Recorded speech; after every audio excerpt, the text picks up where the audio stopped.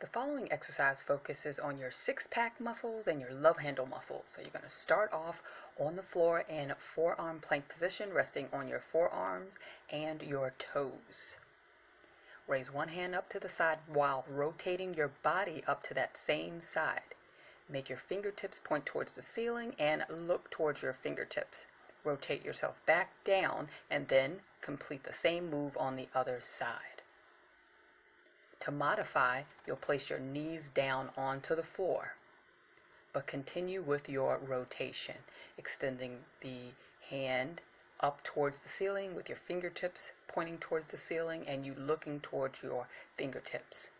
Remember to keep your elbows nice and close to your side. Repeat. Thanks so much for watching. Please like, share, and subscribe for more exercises.